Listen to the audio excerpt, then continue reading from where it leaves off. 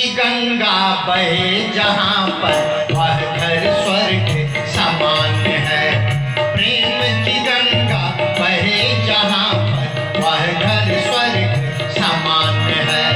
मृदुवाणी सुंदर व्यवहार, मृदुवाणी सुंदर व्यवहार सभी सुखों की खान है। प्रेम की गंगा बहे जहाँ पर वह घर स्वर्ग समान है। स्वर्ग कहाँ है मुझे आप लोग बता दीजिए जरा। अच्छा वो नहीं समझ में आएगा। अच्छा मरेंगे तो कहाँ जाएंगे? नहीं बोलेंगे।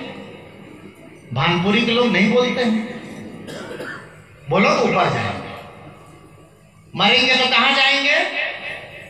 कहाँ? नीचे के ऊपर? ऊपर? ऊपर कहाँ जाएंगे? चदरा के ऊपर? ऊपर कहाँ? कभी विचार कीजिए। ये भी अपने जीवन में भजन है। ये सब कहते हैं मरेंगे तो ऊपर कहाँ जाओगे? तो स्वर्ग में। स्वर्ग में? स्वर्ग कहाँ है? आपके माता पिताजी पहुंच गए हैं वहां। अब पहुंच के आपको टेलीफोन किए हैं। आपके पूर्वज पहुंच के टेलीफोन किए कि मैं कमरा नंबर 312 में आराम से बेड पर लेटा हूं। इस कल्पना, ये मन की कल्पना, ये भी मन है। ये सारी मन की कल्पना है। स्वर्ग कहीं दुनिया में है नहीं। जिस समय आपका मन प्रसन्न है और जिस समय आप मुस्कुराते हैं, जिस समय आपके अंदर कोई दुख नहीं है, कोई पीड़ा नहीं है, वह क्षण स्वर्ग का है। वो इसी धरती पर जी लीजिए। मरने के बाद कहीं स्वर्ग मिलने वाला नहीं। सतगुरु कबीर साहब ने कहा जियत न तरे मोये का तरी हो, जियत ही जो न तरे और कहीं प्रतीत किन जिन जासो सोई तहां अमरे। ये अमरे, अमरना छत्तीसगढ़ का शब्द है। जो अपने आप पर विश्वास करेगा, अपने मन को शुद्ध करेगा, वह स्वर्ग सुख पाएगा। नहीं तो आदमी नरक तो सब भोग रहे हैं, सब नरक में जी रहे हैं।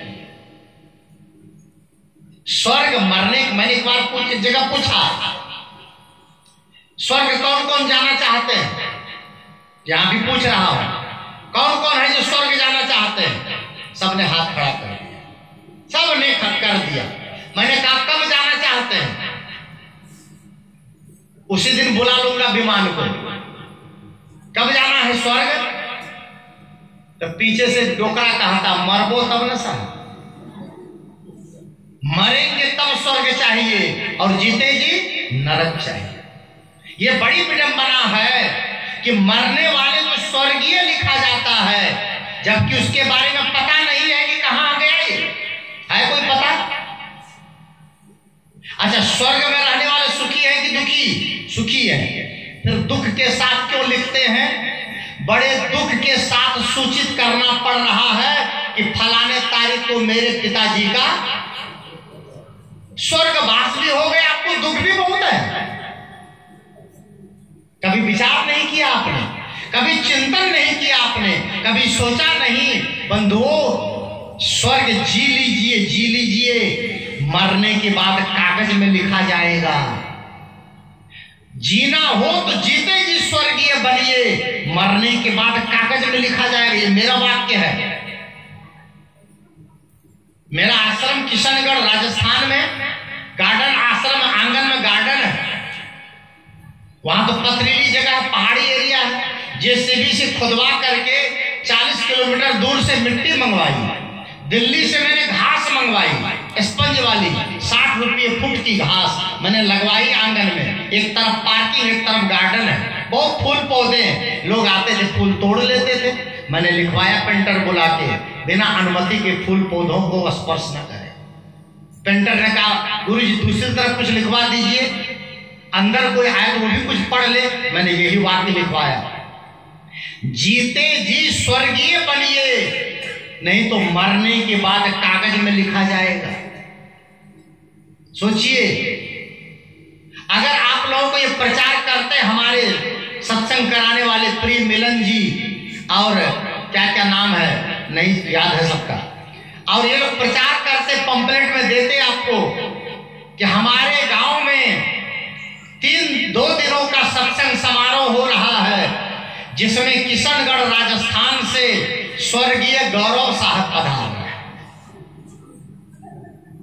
आधे लोग तो डर के मारे नहीं आते, आधे लोग कहते हैं कि स्वर्गीय है तो आ कैसे रहे हैं, और आ रहे हैं तो स्वर्गीय कैसे हैं। कुछ लोग तो ये मान लेते भूत प्रेत होगा वो। स्वर्गीय मरने के बाद नहीं, जीवन रहते रहते स्वर्गीय बनिए। ये सदगुरु कबीर साहब का सिद्धांत है। ये सदगुरु कबीर साहब कहते हैं स्वर्ग और नरक भी आपके मन की कल्पना है। अपने जीवन को पवित्र बनाइए और आपका घर स्वर्ग बन जाएगा।